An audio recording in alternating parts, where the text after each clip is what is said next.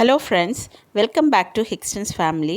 Hickston's familyல நம்ம இன்னைக்கு பார்க்க போறது வந்து காந்தாரி மிளகு ரசம். வாங்க எப்படி பண்றதுன்னு பார்க்கலாம்.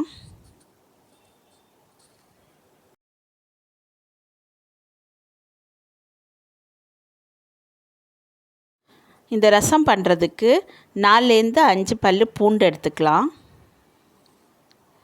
அது கூடவே 6 லேந்து 7 காந்தாரி மிளகாய். இது வந்து கொஞ்சம் காரமாக தான் இருக்கும் இந்த மிளகாய், டேஸ்ட்டும் நல்லா இருக்கும். அப்புறம் ஒரு சின்ன துண்டு இஞ்சியை கட் பண்ணி போட்டுக்கலாம்.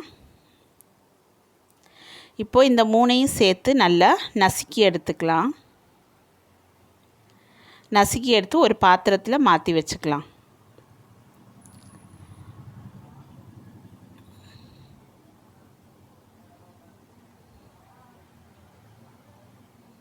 நல்ல நசுங்கணும்னு அவசியம் இல்லை, ஒன்றும் பாதியமாக நசுக்கி எடுத்துக்கலாம்.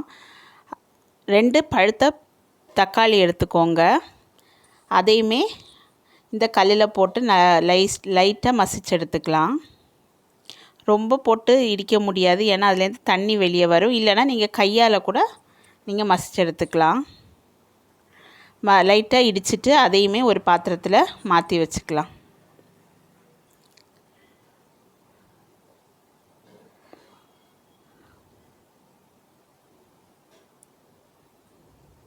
இந்த மாதிரி லைட்டாக இடிச்சுக்கோங்க, அது போதும். நான் இது கூடவே ஒரு சின்ன எலுமிச்சை அளவு புளி வந்து ஒரு பாத்திரத்தில் ஊற வச்சு 1/2 டம்ளர் தண்ணி ஊற்றி ஊற வச்சு எடுத்து வச்சுருக்கிறேன். இப்போது ஒரு பேன் எடுத்து அதில் 3 வரமிளகாய் போட்டுக்கலாம்.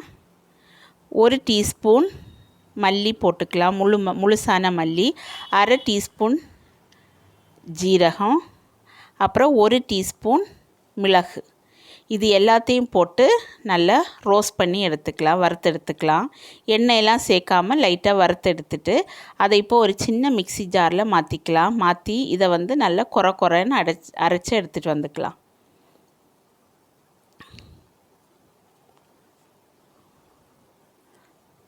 இப்படி நம்ம வறுத்து பண்ணோன்னா பொடிக்கிறதுக்கும் ஈஸியாக இருக்கும், வாசனையும் நல்லாயிருக்கும். இந்த மாதிரி பொடிச்சு எடுத்து ஓரமாக வச்சுக்கலாம். இப்போது அதே பேனில் 1 டேபிள் ஸ்பூன் எண்ணெய் சேர்த்து அது சூடான உடனே 1/2 டீஸ்பூன் கடுகு சேர்த்து அது வெடித்த உடனே அது கூடவே 2 காஞ்ச மிளகாய் சேர்த்துக்கலாம். 2லேருந்து 3 சின்ன வெங்காயம் நறுக்கி வச்சுருக்கிறேன், அதையும் இது கூட சேர்த்துப்போம். இது எல்லாத்தையும் சேர்த்து நல்லா கிண்டி விட்டுலாம். அந்த சின்ன வெங்காயம் லைட்டாக செவந்து வரட்டும். லைட்டாக செவந்த உடனே கொஞ்சமாக கருவேப்பிலை சேர்த்துருக்கிறேன்.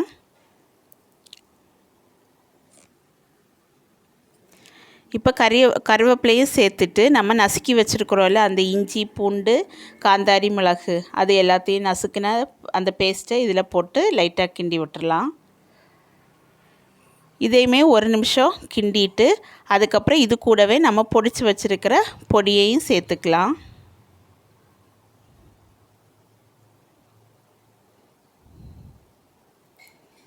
இப்போ இதையுமே அந்த எண்ணெயில் நம்ம லைட்டாக கிண்டி எடுத்துக்கலாம்.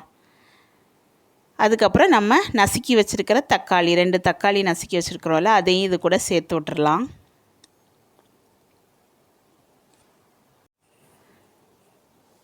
இப்போ எல்லாத்தையும் சேர்த்து ஒரு நிமிஷம் கிண்டி விட்டுறலாம். இப்போது அது கூடவே 1/4 டீஸ்பூன் மஞ்சத்தூள், 1/2 டீஸ்பூன் பெருங்காயத்தூள் சேர்த்துக்கலாம். இப்போ இது எல்லாமே சேர்த்து கொஞ்சம் நல்லா எண்ணெயிலே வதங்கி வர மாதிரி 2 நிமிஷம் வதக்கி விட்டுக்கலாம். அது கூடவே 1 டேபிள் ஸ்பூன் கல் உப்பு சேர்த்துருக்கிறேன். இப்போ இதை எல்லாமே நல்லா கிண்டி விட்டுடலாம். அந்த தக்காளி லைட்டாக மசிஞ்சு வர வரைக்கும் நம்ம அந்த எண்ணெயிலே இது எல்லாத்தையும் சேர்த்து நம்ம கிண்டி விட்டுடலாம். இப்போது நம்ம கரைச்சி வச்சுருக்கிற புளியை வந்து இதில் வடிகட்டி விட்டுறலாம். நீங்கள் எவ்வளோ புளிப்பு சேர்த்துப்பீங்களோ அதுக்கேற்ற மாதிரி புளி தண்ணியை கூட்டவோ குறைச்சோ ஆட் பண்ணிக்கோங்க.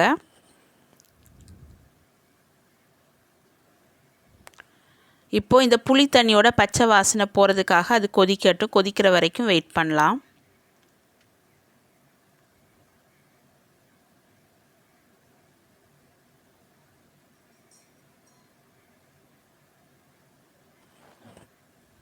இப்போது அந்த புளி தண்ணி அந்த மசாலா எல்லாம் சேர்த்து நல்லா கொதிச்சிருச்சு.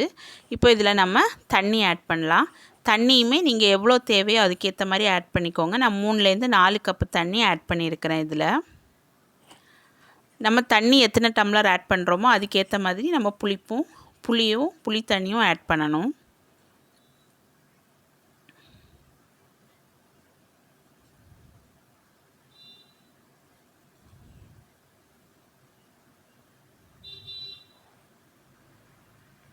இப்போ லைட்டாக ரசம் வந்து கொதிக்க ஆரம்பிச்சிருச்சு. இந்த கொதிக்க ஆரம்பிக்கிற ஸ்டேஜில் கொஞ்சமாக கொத்தமல்லியை நறுக்கி இதில் போட்டுக்கோங்க. அது கூடவே கடைசியாக கொஞ்சம் கருவேப்பிலையும் சேர்த்துக்கோங்க.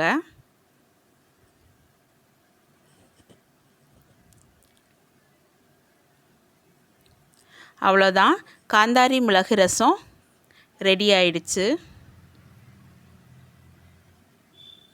நீங்கள் இந்த ஸ்டேஜில் உப்பு புளி எல்லாம் டேஸ்ட் பண்ணி பார்த்துட்டு உங்கள் டேஸ்ட்டுக்கு ஏற்ற மாதிரி நீங்கள் கொஞ்சம் அட்ஜஸ்ட் பண்ணிக்கலாம். இந்த காந்தாரி மிளகு உங்களுக்கு எங்கேயாவது கிடச்சிச்சின்னா கண்டிப்பாக இந்த ரசம் ஒரு வாட்டி ட்ரை பண்ணி பாருங்கள். டேஸ்ட்டு கொஞ்சம் வித்தியாசமாக இருக்கும், நல்லாயிருக்கும். எங்கள் சேனலை ஃபஸ்ட் டைம் பார்க்குறீங்கன்னா லைக் பண்ணுங்கள், ஷேர் பண்ணுங்கள், சப்ஸ்கிரைப் பண்ணிவிட்டு பாருங்கள். உங்கள் ஃபேமிலி ஃப்ரெண்ட்ஸ் கூட ஷேர் பண்ணுங்கள்.